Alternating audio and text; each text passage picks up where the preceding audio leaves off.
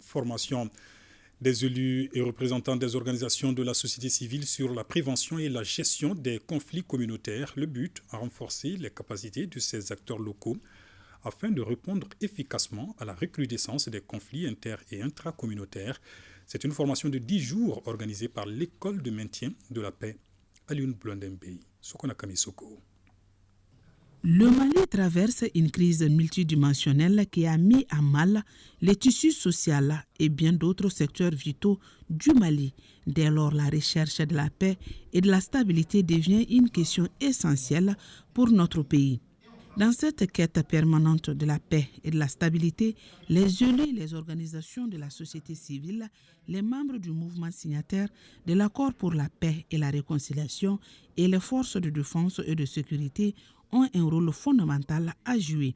C'est ce qu'ont compris les partenaires du Mali, comme le Royaume de Norvège qui a favorisé la tenue de cette session à travers l'école de maintien de la paix Alioune Blondin Bey. La cérémonie qui nous réunit marque le début de la 4e session de renforcement des capacités du projet Renforcement des capacités des femmes, vectrices de changement pour une paix et un développement inclusif au Mali, dénommé RECAFEVEC. Ce projet, au-delà du renforcement des capacités des groupes cibles, constitue l'une des pierres angulaires de la réponse à la crise multidimensionnelle qui traverse notre pays depuis plus d'une décennie. La rencontre devra permettre aux participants de cerner la problématique de la gestion d'un conflit, la rédaction d'un accord de paix communautaire. Il sera aussi question du rôle des femmes dans la prévention et gestion des conflits. Les principales victimes des conflits ou crises sont les femmes et les enfants.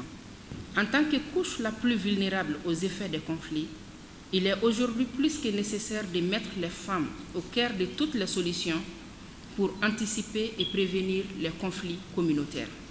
Au regard de l'évolution de la situation sécuritaire en Afrique et au Mali, il est opportun de former nos acteurs pour prévenir et gérer les conflits issus de cette situation.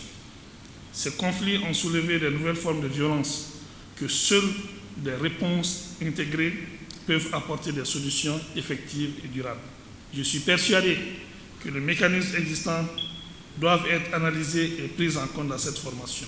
Cet atelier d'une dizaine de jours est le prélude à des rencontres similaires prévues dans les régions de Kayes, Koulikoro, Sikasso, Ségou, Mopti, Tombouctou et Gao.